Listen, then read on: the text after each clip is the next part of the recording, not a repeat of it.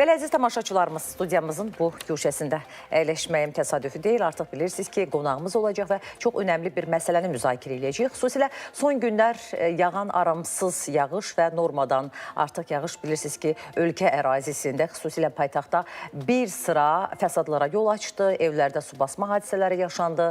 Bundan sonra yol asfalt qatı örtüyü, yollarda da problemlər oldu. Bu da tıxaclara səbəb oldu. Bundan başqa kənd təsərrüfatı sahəsinə də ciddi zərər dəydi. Bax, bu mövzunu müzakirə edəcəyik studiyamızın qonağı ilə. Qonağımız Azərbaycan Aqrar Sığorta Fondunun İdarə Heyətinin sədrinin müşaviri Rəvan Səmədli müəllimdir. Rəvan müəllim, xoş gəlmişsiniz studiyamıza.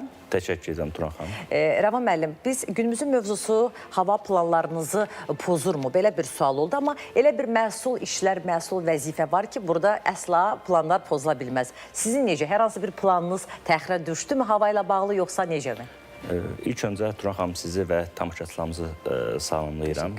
Bəli, hava ilə bağlı bilirsiniz ki, son dövrlərdə həm bizim ölkəmizdə, həm də beynəlxalq dünya ölkələrində havaların qeyri-sabit keçməsi bir çox sahələrdə öz ciddi təsirlərini göstərmişdir və bilirsiniz ki, bundan bağlı mütəmadi olaraq artıq beynəlxalq tədbirlər həyata keçirilir. Hətta keçən ilən böyük tədbirlərin biri də Azərbaycanda da baş tutmuşdur. Artıq son dövrlərə baxırıq ki, havaların qeyri-sabit keçməsi digər sahələrdə olduğu kimi kənd təsərrüfatı sahəsində də çox ciddi zərərlərini görürük. Hətta son 10 gün ərzində demək olar ki, mart ayının bildirismi 27-28 mart ayından başlayaraq, bayram son günlərdən başlayaraq ölkədə çox ciddi şəkildə normadan artıq yağan yağıntılar, leysan xarakterli yağışlar öz fəsadlarını törətmişdir. Artıq son 10 gün ərzində baxdığımız zamanı 275 müqavilə üzrə 2705 hektara yaxın ərazidə zərər olduğu müraciətlərə daxil olmuşdur. Bölgələrimizdən əsasən daxil olaraq müraciətlərin 91%-i sel və su basma hadisəsinin olduğu müşahidə olunur. 4%-i fırtına xarakterli, digər yerdə qalan 5% digər hadisələrdən vəhşi heyvanlar hücumu, şaxta vurma və digər təminat riskləri üzrə müraciətlər daxil olmuşdur və hal-hazırda müraciətlərimiz davam edir və bununla bağlı sahədə qiymətləndirmə işləri aparılır. Rəvan müəllim, daha çox hansı bölgələrə və təsərrüfatın hansı sahələrinə zərər dəyib? İstəyirəm bundan da danışasınız, zəhmət olmasın. Turan xanım, bölgədə iqtisadi rayona desək, ən çox Quba Xaçmaz iqtisadi rayonuna daxil olan müraciətlər var. Ümumiyyətlə, müraciətlərin 86%-i Quba Xaçmaz iqtisadi rayonunda. Əsasən də 3 dənə rayonun payına düşür. Bu, Şabran, Xaçmaz və Qusarda daha çox şiddətli sel və su basma hadisələri müşahidə olunmuşdur. Daha sonra mərkəzə Arandan və Dağlıq Şirvandan iqtisadi rayon olaraq müraciətlərimiz gəlir. Ən çox daxil olan müraciətlər dediyimiz kimi şimal bölgəsi Quba Xaçmaz və ən çox da müraciətlərin daxil olan müraciətlərin hardasa 7% meyvəçilik və tərəvəzçilik, 93% taxıl sahələrinin, əsasən də payızlıq arpa və buğda əkinlərinin dəmir zərərlə bağlı müraciətlər daxil olmuşdur. Rəvan müəllim, tamaşaçımızın biri yazıb ki, Astara rayonundan, Sibiyyət kəndindən ki, yağan yağış ot sahələrinə xeyirli oldu, tərəvəz məhsullarına xeyirli oldu. Bəs bu mövsümdə, hansı ki, yaz mövsümündə hansı əkin, toxum səpmə prosesi həyata keçirilməlidir? Bax, bunlar hansıdır ki, buna ziyan dəyib və hər hansı bir qıtlığa gətirib çıxara bilərmi? Yaz aylarında yazlıq əkin dediyimiz bizdə pambıqdır, qarğıdaldır, tütündür, günə baxanları misal götürə bilərik. Hal-hazırda artıq martın son 10 gündən başlayaraq artıq bu istiqamətdə əkin aparılmalıdır. Və bu yağan yağışlar artıq bunların əkin prosesini gecikdirir.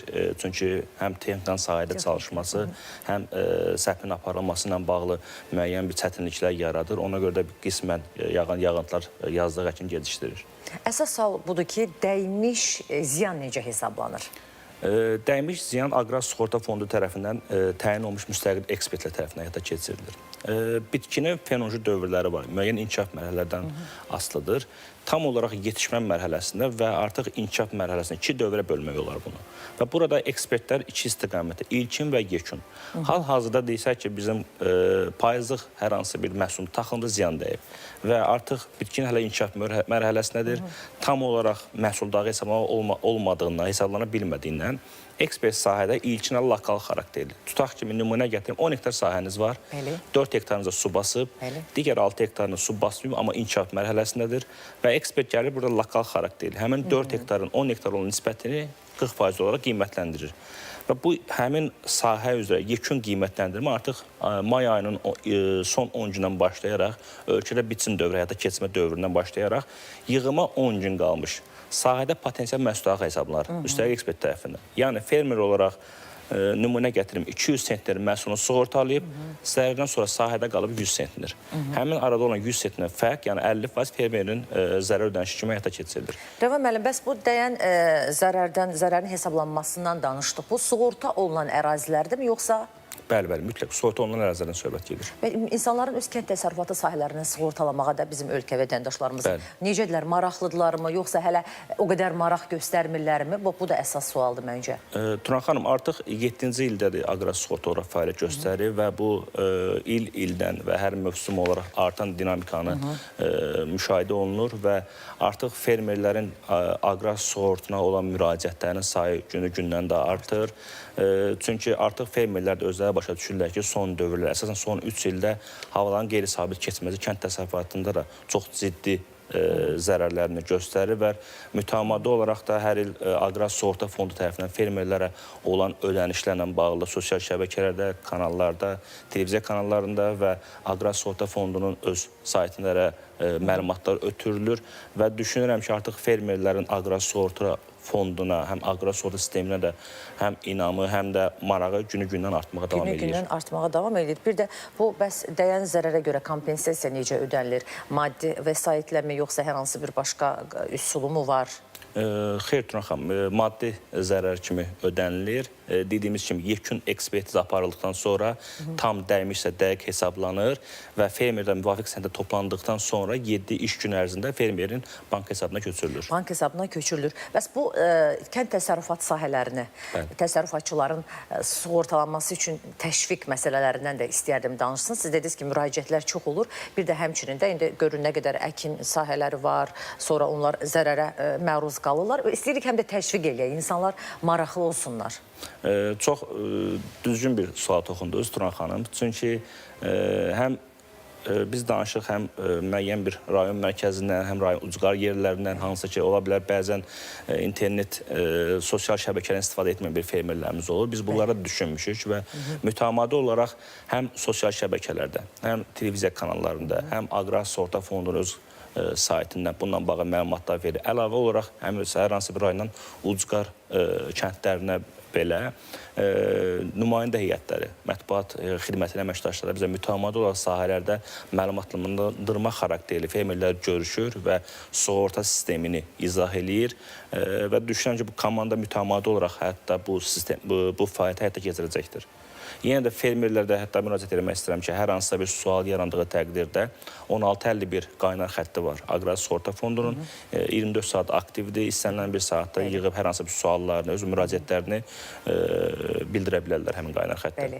Əziz tamaşaçılar, həmçinin bir daha sizə səslənirik. Qaynar xəttimizi görürsünüz. 055 214 99 94 təsərrüfatçılardan bəhs edirəm. Sualınız varsa buyurub yaza bilərsiniz. Mən də Rəvan müəllimə ünvanlayacağım. Bir də Rəvan müəllim, bu sualın bilmirəm birbaşa sizlə əlaqəsi olmasa da, yağan yağış bilirik ki, torpağın müəyyən mənada keyfiyyətinə də təsir elədi. Bax, bu su altında qalmalar oldu. Bax, bu məsələlər necə tənzimlənə biləcək? Məsələn, torpağın keyfiyyəti aşağı düşdü. Gələcəkdə, məsəl üçün, təsərrüfat sahibi nə edə bilər, hansı addım ata bilər?